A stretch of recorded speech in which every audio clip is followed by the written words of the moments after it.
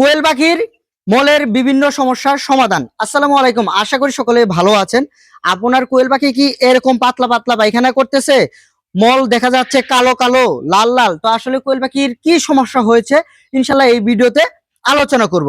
মূলত দেখুন, আমি কিন্তু পাখিগুলো খাঁচায় পালন করে থাকি। খাঁচায় পাখি পালন করলে কিন্তু এই সুবিধাটি পাওয়া যায় যে মলগুলো প্রতিনিয়ত চেক করা যায় আসলে মলের কোনো সমস্যা আছে কিনা বা কোয়েল পাখির কোনো সমস্যা আছে কিনা। এই সমস্যাটি কিন্তু আমরা মূলত কোয়েল পাখির মল দেখেই বুঝতে পারি। এই যে দেখুন, এখানে যে মলগুলো, এই যে মল, এটা কিন্তু একদমই বাজে অবস্থা মলের, মানে পাখিগুলোর একটু প্রবলেম হয়েছে।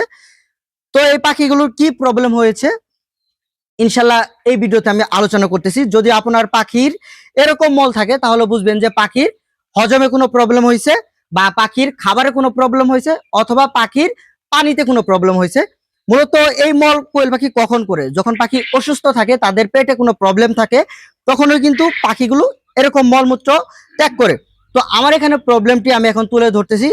আমার এখানে মূলত কোয়েল পাখিগুলোর পাতলা পায়খানা জনিত সমস্যা আছে বা পেটে কোনো প্রবলেম আছে, যার জন্য কোয়েল পাখিগুলো এরকম করতেছে। আরেকটা বিষয় যদি দেখুন, এই যে পাখিগুলো কি পরিমাণ খাবার ছিটাচ্ছে। এই যে দেখুন, কোয়েল পাখির পেটের সমস্যা হলে কিন্তু এরকম খাবার ছিটায়। দেখুন, প্রায় এখানে দেখা গেল যে অনেক পরিমাণ খাবার কিন্তু এইভাবে কোয়েল পাখি নষ্ট করে, যদি কোয়েল পাখির পেটের সমস্যা হয়ে যায়। তো এর সমাধান আপনারা কিভাবে করবেন? তো এর সমাধান করার জন্য আপনাকে অবশ্যই দুইটা মেডিসিন খাওয়াতে হবে। একটি হলো টক্সিন বাইন্ডার, অন্যটি হলো পিএইচ, যেটা হলো পানির যে কোনো ধরনের সমস্যার সমাধান করবে। আর টক্সিন বাইন্ডার হলো হজমের সমস্যা করবে। পিএইচ এবং টক্সিন বাইন্ডার এই দুটি মেডিসিন যদি আপনারা যথাসময়ে খাওয়াতে পারেন, ইনশাল্লাহ পাখিগুলো কিন্তু সুস্থ হয়ে যাবে। পিএইচ এবং টক্সিন বাইন্ডার, পিএইচ এবং টক্সিন বাইন্ডার এই দুটি মেডিসিন কখন খাওয়াবেন এখন সেটি আপনাদের বলবো। পিএইচ যেটি রয়েছে সেটি খাওয়াবেন 3 বেলা 1 লিটার পানিতে 1 মিলি। ভালো কোম্পানির পিএইচ খাওয়াবেন, যেমন রেনা পিএইচ, সেলকো পিএইচ, বিভিন্ন ধরনের পিএইচ আছে, হেমিকো পিএইচ, যে কোনো ধরনের পিএইচ 1 লিটার পানিতে 1 মিলি খাওয়াবেন 3 বেলা। 2+ অথবা টক্সিন বাইন্ডার, যে কোনো ধরনের টক্সিন বাইন্ডার হতে পারে, 2+ পিটক্স এবং অন্যান্য যে কোনো ধরনের টক্সিন বাইন্ডার হতে পারে, টাইলোটক্সি, অনেক ধরনের টক্সিন বাইন্ডার রয়েছে।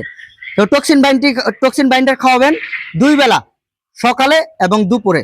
পিএইচ খাওয়াবেন 3 বেলা 1 লিটার পানিতে 1 মিলি। দুইটা মেডিসিনই 1 লিটার পানিতে 1 মিলি। আমি স্ক্রিনে দুইটি মেডিসিনের ছবি দিয়ে দিচ্ছি, আপনারা এইভাবে দেখে এই মেডিসিনটি খাওয়াবেন। আরেকটা বিষয় বলে দেই, কোয়েল পাখির এই সমস্যার আরেকটি মেন কারণ হলো কোয়েল পাখি অপরিষ্কার খাবার খাচ্ছে বা অপরিষ্কার পানি খাচ্ছে।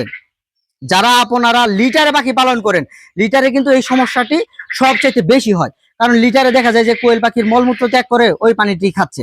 আবার দেখা যায় যে কোয়েল পাখির খাবার দিয়েছেন, সেই খাবার পাত্রে কোয়েল পাখি মলমূত্র ত্যাগ করেছে, ওই খাবারটি কোয়েল পাখি খাচ্ছে।